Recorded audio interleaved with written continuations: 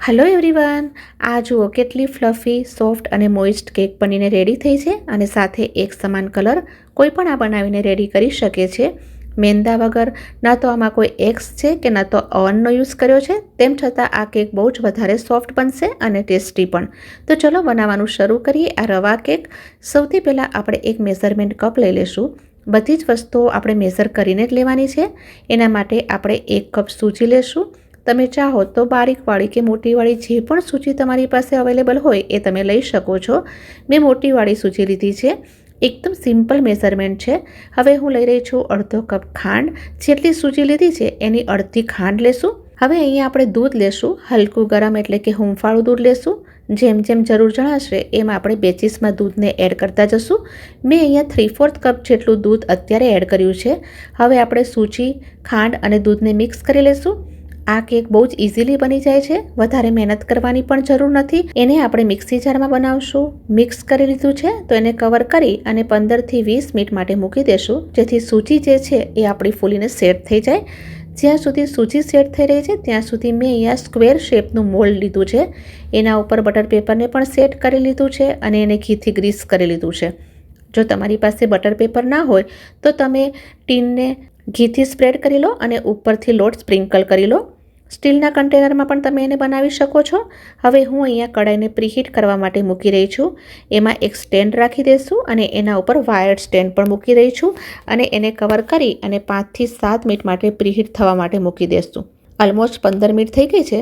સૂજી અહીંયા થોડી ફૂલી પણ ગઈ છે અને દૂધ જે આપણે એડ કર્યું હતું એ પણ એબ્સોર્બ થઈ ગયું છે। તો એને ટ્રાન્સફર કરી લઈશું મિક્સી જારમાં અને હવે એમાં બાકીની વસ્તુઓ પણ એડ કરશું। મિલ્ક પાવડર લેશું।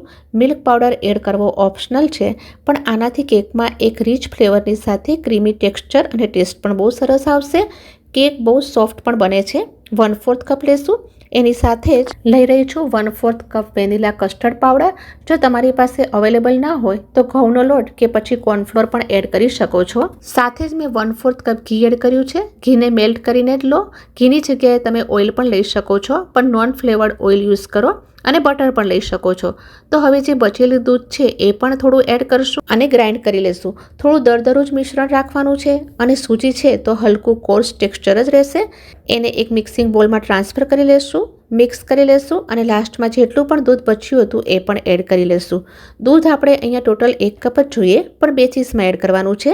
બેટરની કન્સિસ્ટન્સી ના તો વધુ ગાઢી કે ન તો વધુ પાતળી, આ ટાઈપની હોવી જોઈએ। એમાં એડ કરીશ 1 ચમચી બેકિંગ પાવડર અને 1/4 ટીસ્પૂન એડ કરીશ બેકિંગ સોડા। હવે એને એક્ટિવેટ કરવા માટે તમે એમાં 1 થી 2 ડ્રોપ લેમન જ્યુસ એડ કરી શકો છો। હું નથી કરી રહી। હવે આપણે એક જ ડિરેક્શનમાં ફટાફટ મિક્સ કરવાનું છે। જલ્દીથી કરવાનું છે પણ સારી રીતે મિક્સ કરવાનું છે। તો જુઓ આપણું બેટર થોડું ફૂલી ગયું છે। એને આપણે રેડી કરેલા મોલ્ડમાં એડ કરી લેશું। અહીંયા કઢાઈ પણ સારી રીતે ગરમ થઈ ગઈ છે। ગેસની ફ્લેમને લો રાખશું। 40 થી 45 મિનિટ તમને લાગી જશે કેકને બેક થવામાં। તો કેક ધીરે ધીરે બહુ સરસ તૈયાર થશે। જો તમે અવનમાં બેક કરી રહ્યા હો તો 30 થી 35 મિનિટ તમને લાગી જશે। તો અહીંયા કેકને બેક થવામાં ટોટલ 45 મિનિટ થઈ ગઈ છે। હવે એને ચેક કરી લેશું। ફોર્ક એકદમ ક્લીન આવી રહ્યો છે અને કલર પણ બહુ સરસ આવી રહ્યો છે। તો જુઓ કેક કેટલી સરસ ફૂલીને રેડી થઈ ગઈ છે। કપડાથી ઢાંકીને રાખી દેશું અને પૂરી રીતે ઠંડી થવા દેશું। એના પછી જ એને કટ કરશું। જનરલી સૂજીની કેક કટ કરતી વખતે પાવડર થઈ જાય છે, પણ અહીંયા એકદમ પરફેક્ટ અને ફ્લફી કેક બનીને તૈયાર થઈ છે। કેકને કટ કરી લેશું। હલકી ગરમ છે, તમારે જે ટાઈપના પીસીસ જોઈએ એ હિસાબથી કટ કરી લો।